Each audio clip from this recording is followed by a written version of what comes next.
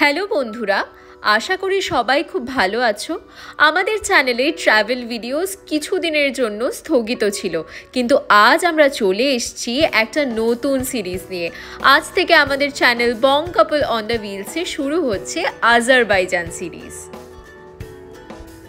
তোমরা সকলেই জানো আমাদের হোমটাউন কলকাতা হলেও কর্মসূত্রে আমরা থাকি ইউএইতে। আবুধাবি থেকে আমরা ট্রাভেল করেছিলাম বাকু অর্থাৎ আজারবাইজানের ক্যাপিটাল সিটিতে। এই বছরেরই ফেব্রুয়ারি মাসে ছিল আমাদের ট্রাভেল। আজকের ভিডিওতে আমরা কভার করব আমাদের আবুধাবি থেকে বাকু ট্রাভেল, বাকুতে আমাদের স্টে আর প্রথম দিন আমাদের বাকু এক্সপ্লোর করা। আমরা আবুধাবি থেকে ফ্লাইট নিয়েছিলাম এয়ার অ্যারেবিয়ার। এই সময় ফ্লাইটের দাম বেশ কম ছিল, কারণ এটা উইন্টার সিজন। বাকু জেনারেলি লোকে স্প্রিং বা সামার্সে ট্রাভেল করার চেষ্টা করে, কারণ ফেব্রুয়ারি বা জানুয়ারিতে খুব বেশি ঠান্ডা থাকে বাকুতে, তাই অনেকেই অ্যাভয়েড করতে চায়। তাই এই সময় আমাদের টিকিটের প্রাইস ছিল 250 বা 268 কাছাকাছি, অর্থাৎ ইন্ডিয়ান কারেন্সিতে কনভার্ট করলে 60 থেকে 8,000 টাকা। কিন্তু যদি তোমরা ইন্ডিয়া থেকে ট্রাভেল করতে চাও তাহলে কিন্তু এই কস্টটা অনেকটাই বেশি হয়। একবারের টিকিটে প্রায় 15 থেকে 16,000 টাকা কিন্তু পড়ে যায়। আবুধাবি থেকে আমাদের বাকুর ফ্লাইট ছিল সকালের। আমরা খুব তাড়াতাড়ি পৌঁছে গেছিলাম এয়ারপোর্টে। সব ধরনের ফর্মালিটিস শেষ করে সোজা চলে গেলাম এক্সিকিউটিভ লাউঞ্জে। আমাদের দুজনের ক্রেডিট কার্ডেই কিন্তু লাউঞ্জ অ্যাক্সেস ফ্রি ছিল, তাই খুব ভালো করে ব্রেকফাস্ট সেরে নিলাম আমরা। Abu Dhabi airport recently world's most beautiful এয়ারপোর্টের খেতাব কিন্তু জিতে নিয়েছে। সত্যি এয়ারপোর্টটা ভীষণ সুন্দর, এর ডিউটি ফ্রি শপসগুলো খুবই জ্যাজি, আর এখানকার এক্সিকিউটিভ লাউঞ্জেও কিন্তু খাবারের প্রচুর অপশন থাকে। তাই আমরা যখনই এই এয়ারপোর্ট দিয়ে ট্রাভেল করি, ইট ইজ আ মাস্ট যে আমরা এই এক্সিকিউটিভ লাউঞ্জটা ভিজিট করি।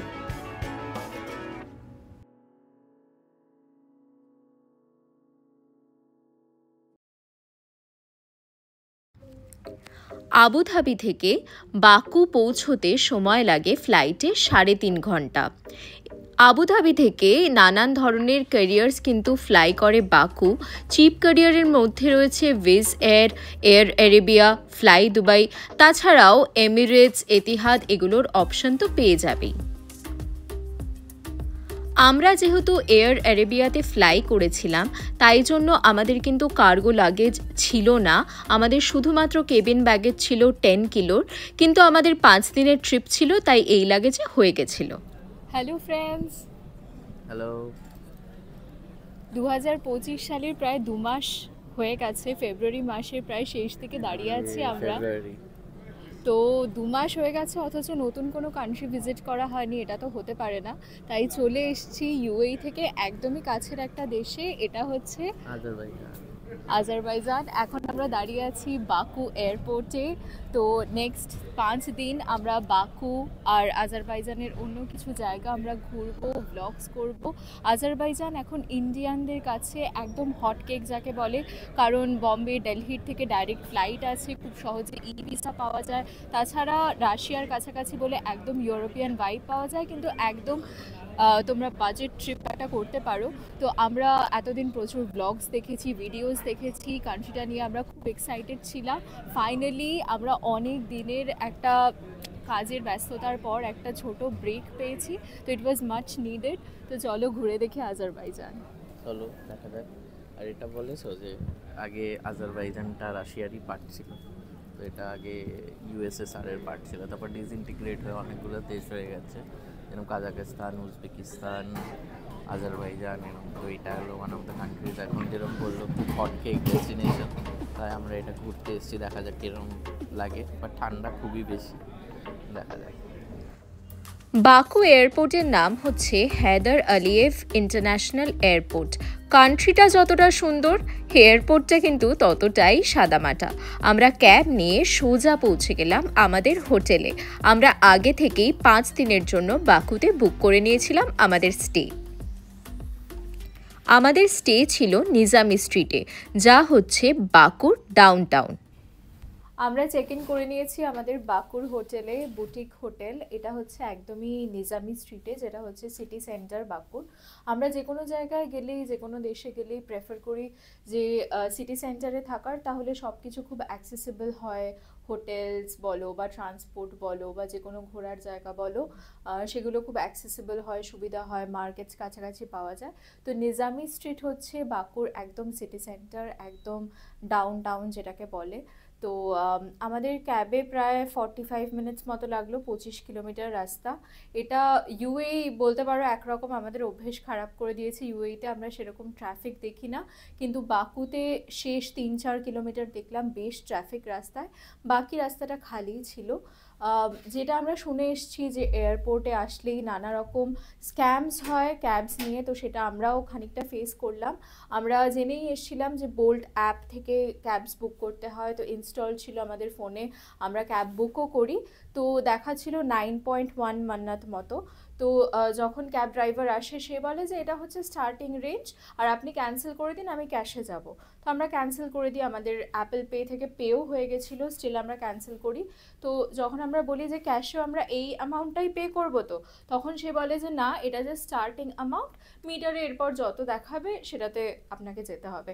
বাট যেহেতু লাকিলি আমরা অনেক ভিডিওস দেখে এসেছিলাম যে এই ধরনের স্ক্যামস হয়, তো আমরা ক্যারিড অ্যাওয়ে হইনি, আমরা যাইনি। তারপর আরেকজন ক্যাব ড্রাইভার ছিলেন পাশে, তিনি আমাদের 10 মান্নাতে নিয়ে আসেন, তিনি রাজি হয়ে যান।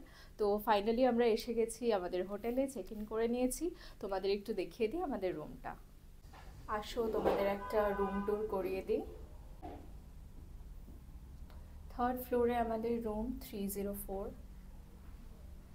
ঢুকেই রয়েছে একটা মিরর। এই হলো রুম, বেশ প্রিটি। ব্যাকগ্রাউন্ডটাও খুব সুন্দর, বেশ কালারফুল জ্যাজি একটা ব্যাকগ্রাউন্ড। বেডটাও বেশ কোজি, কমফোর্টেবল, সব রকম কিছুই দেওয়া রয়েছে। টিভি আছে, জানি না যদিও আমাদের বোঝার মতো কিছু চ্যানেলস চলবে কিনা। আর কমপ্লিমেন্টারি 2টো জলের বোতল দেওয়া হয়েছে। এছাড়া এরপর যদি জল লাগে তাহলে চার্জেবল 2 মান্নাত করে। আশা করছি বাইরে হয়তো জলটা আরেকটু সস্তা হবে, হোটেলে একটু বেশি। আর তাছাড়া নিচে জল ভরারও জায়গা আছে, সেখান থেকে জল ভরে নেওয়া যায়। আর এই হচ্ছে ব্যালকনি।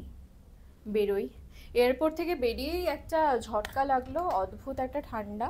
কিন্তু মানে আমরা ভালো করে প্রোটেকশন নিয়ে এসেছিলাম, প্রচুর জ্যাকেট, সোয়েটার্স, থার্মালস পরা ছিল, তাই সেরকম ফিল হচ্ছে না। বাড়িটা দেখো, পুরো ইউরোপিয়ান ভাইবস, পুরো প্যারিসের মতো। হ্যাঁ, সেই 2022-এ আমরা হানিমুনে প্যারিসে গেছিলাম, একদমই সেই দিনগুলো মনে পড়ে যাচ্ছে। রাস্তাঘাট দেখছো, খুব সুন্দর। গ্লুমি ওয়েদার, একদমই রোদ নেই, মেঘলা মেঘলা গ্লুমি ওয়েদার, একদম চিল একটা ঠান্ডা। এই সময় ফেব্রুয়ারিতে এত ঠান্ডা থাকে না, এবার ওয়েদারটা একটু বেশি চিল, হয়তো বৃষ্টি হয়েছে। আর নেক্সট 2-3 দিনেও বৃষ্টি, স্নোফল দেখাচ্ছে, তো দেখা যাক আমাদের ভাগ্যে কি জোটে। আর তোমাদের বলে দিই, রুম দেখে তোমরা হয়তো ভাবছো যে এত লাক্সুরিয়াস রুম হয়তো অনেক চার্জেস হবে, বাট একেবারেই না। বাকুতে বেশ রিজনেবল রেটসে ভালো হোটেলস পাওয়া যায়। আমাদের 4 দিনের জন্য 763 AD লেগেছে, আর কোনো এক্সট্রা সিটি ট্যাক্স ইত্যাদি কিচ্ছু নেই। তো পার ডে ধরো 4,500 টাকা করে। এই অ্যামাউন্টে আজকাল ইন্ডিয়ার কোনো ভালো ট্যুরিস্ট স্পটেও কিন্তু ভালো হোটেল পাওয়া যায় না, কিন্তু বাকু অতটাও এক্সপেন্সিভ না। আর দেখলে বাইরেটা একদমই ইউরোপিয়ান ভাইব, সেই জন্য এখন ইন্ডিয়ানদের কাছে একদমই রেড হট ডেস্টিনেশন যাকে বলে। রুমে বেশ কিছুক্ষণ রেস্ট নিয়ে আমরা বেরিয়ে পড়লাম নিজামি স্ট্রিট এক্সপ্লোর করতে।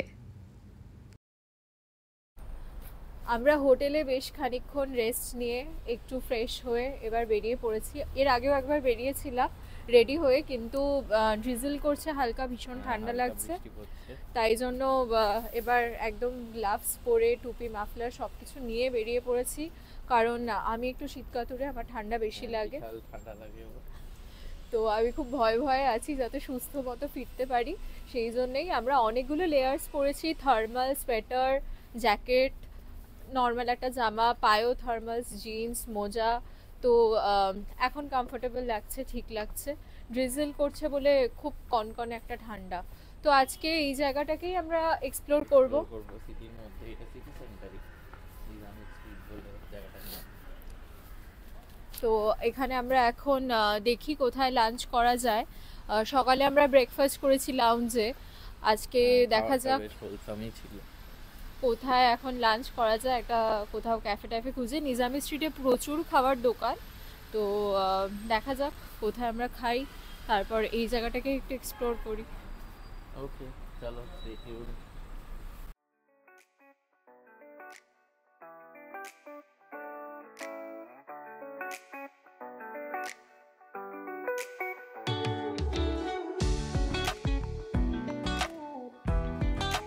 নিজামি স্ট্রিট দেখে মনে হবে যেন ইউরোপের কোনো ওল্ড টাউনে চলে এসেছি। ভীষণ সুন্দর রাস্তা, চারিদিকে দোকানপাট, আর রাস্তার উপর অনেক ধরনের মিউজিক পারফর্মার। একদম আলাদাই একটা অভিজ্ঞতা।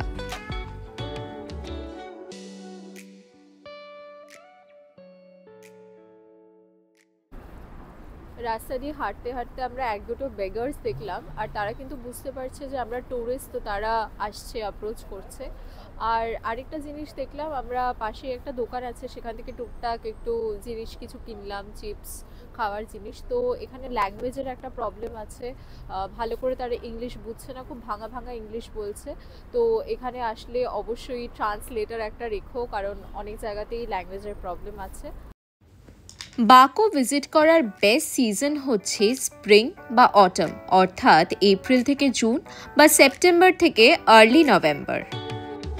কারণ সামার্সে বাকু এক্সট্রিম হট, অর্থাৎ 35 থেকে 40 ডিগ্রি মতো টেম্পারেচার থাকে, আর শীতে ঠিক ততটাই ঠান্ডা। আমরা ফেব্রুয়ারি মাসের এন্ডে বাকু ভিজিট করেছিলাম, তখন এখানে টেম্পারেচার ছিল 1 ডিগ্রি সেলসিয়াস।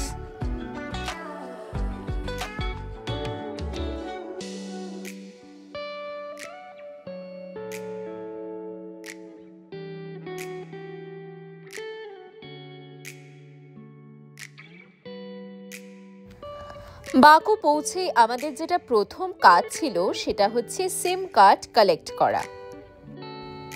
আমরা ইউএইতে এতিসালাতের কানেকশন ইউজ করি, আর আমাদের ইন্ডিয়ার এয়ারটেলের সিমেও কিন্তু ইন্টারন্যাশনাল রোমিং করানো, অর্থাৎ আমাদের কাছে দুটো অপশনই ছিল। আমরা চাইলে একটা ইন্টারন্যাশনাল প্যাক ভরেও আনতে পারতাম, আর এখানে এসেও নতুন সিম কার্ড নিতে পারতাম।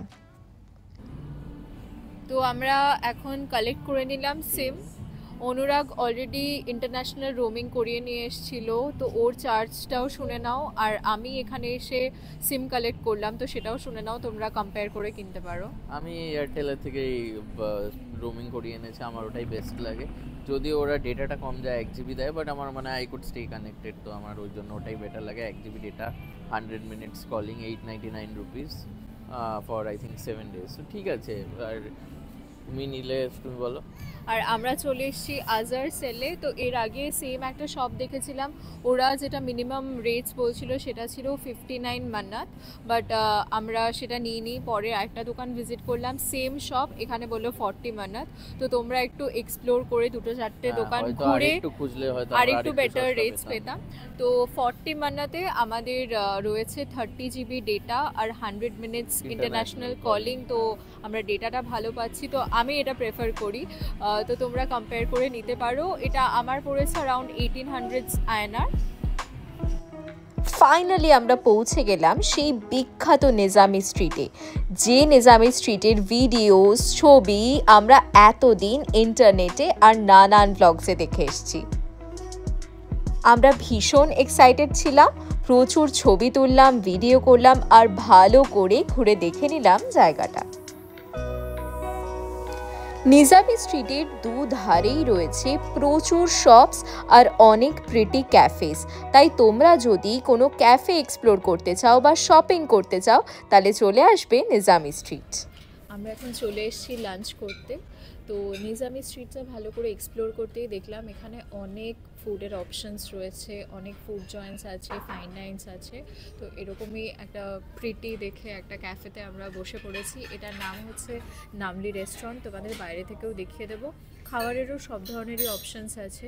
তো আমার কিছু কলিগসরা যারা আগে আজারবাইজান এসছে তারা সাজেস্ট করেছিল এখানে ডেফিনেটলি ফ্রাইজ ট্রাই করতে, কারণ ফ্রাইজ খুব ভালো হয় আর আমাদের তো ফ্রেঞ্চ ফ্রাই খুব পছন্দের। তো আমরা একটা ফ্রাই অর্ডার করেছি, গ্রিল চিকেন অর্ডার করেছি, তার সাথে এক্সট্রা রাইস অর্ডার করেছি। তো দেখা যাক খাবারটা কীরকম হয়, কীরকম টেস্ট হয়, তারপর বুঝে আমরা আরও অর্ডার করব। আর রেটস মোটামুটি রিজনেবল, খুব একটা বেশি নয়। ফ্রাইটা অ্যারাউন্ড 5 মান্নাত মতো, আর চিকেনটা 22 মান্নাত। তো খুব একটা বেশি রেটস নয়। আমার ফ্রেন্ডসরা, কলিগসরা যারা আজারবাইজান আগে এসছে বা আমরা বিভিন্ন ভিডিওতেও এখানকার খাবার সম্পর্কে ভীষণ পজিটিভ রিভিউজ পেয়েছিলাম, আর আমরাও এর সাথে একদমই সহমত।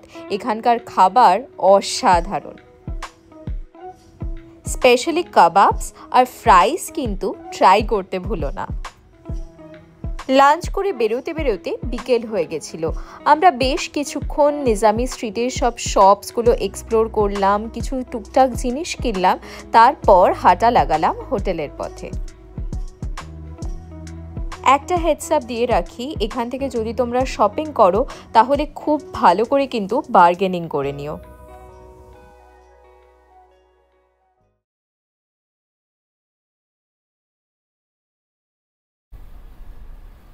লাঞ্চ কমপ্লিট করে বেশ খানিকক্ষণ আমরা রাস্তাঘাটে ঘুরলাম, এবার আবার হোটেলের পথে পা বাড়িয়েছি। ঠান্ডা লাগছে, হ্যাঁ মানে আর বেশি তো ঘোরা যাবে না, এখন একটু হোটেল যাওয়া যাক, তারপর আবার সন্ধ্যাবেলার দিকে বেড়ানো যাবে। বাকু মানেই হচ্ছে উইন্ডি সিটি, তো মানে লিটারালি ফিল হচ্ছে এত উইন্ডি, একদম ফ্রিজিং কোল্ড যাকে বলে, মানে চোখ থেকে জল বেরিয়ে যাচ্ছে, এত ঠান্ডা। যদিও গায়ে অতটা ফিল হচ্ছে না, অনেক লেয়ার্স পরা তাই, কিন্তু ভীষণ ভীষণ ঠান্ডা। আর ড্রিজল করছে, ড্রিজলিংটা এখনও চলছে, তাই জন্য আর বেশিক্ষণ ঘুরলে জুতো জিন্স সব কিছু ভিজে যাবে। আমরা এত পেয়ার অফ জিন্স বা জুতো আনিনি। তো এখন হোটেল যাওয়া যাক, যদি এরপর আবার একটু বেটার লাগে তখন আরেকবার বেরোবো সন্ধ্যাবেলা। এখন ঘড়িতে প্রায় 8:30 বাজে, ডিনারের সময় হয়ে গেছে। বাইরে দেখছি একদমই ফাঁকা ফাঁকা, কোনো লোকজন নেই। আমরা ভেবেছিলাম সন্ধ্যাবেলা আরেকবার বেরোবো, কিন্তু আমি ঘুমিয়ে পড়েছিলাম, ল্যাদ খেয়ে গেছি, আর বেরোনো হয়নি। তো আমরা বাড়িতেই অর্ডার করে নিয়েছি। ওল্ট বলে একটা অ্যাপ আছে, WOLT, এখানে সব ধরনের ফুড ডেলিভারি হয়। তো সেখান থেকে আমরা পাপা জনসের পিৎজা অর্ডার করেছি, মিডিয়াম সাইজ পিৎজা অর্ডার করেছি। বাট তোমাদের কোয়ান্টিটিটা দেখিয়ে দিই, দুজনের জন্য মনে হচ্ছে একটু বেশি হয়ে যাবে, আমরা জানি না কতটা খেয়ে উঠতে পারবো। তো এই পিৎজাটা আমাদের পড়েছে 16 মানাত। এই হলো পিৎজা, বারবিকিউ চিকেন পিৎজা। আমি জানি না কতটা বুঝতে পারছো ভিডিওতে, বাট বিশাল বড়, মানে ইন্ডিয়াতে আমরা যেটা লার্জ পিৎজা খাই প্রায় তার সমান। জানি না কতটা খেতে পারবো। বাকুতে আমাদের প্রথম দিন শেষ হলো। পরের দিন আমরা বেরিয়ে পড়েছিলাম সাদাগ মাউন্টেনের উদ্দেশ্যে। এনজয় করেছিলাম অসাধারণ স্নোফল। পরের ভিডিওর জন্য চোখ রাখো আমাদের চ্যানেলে।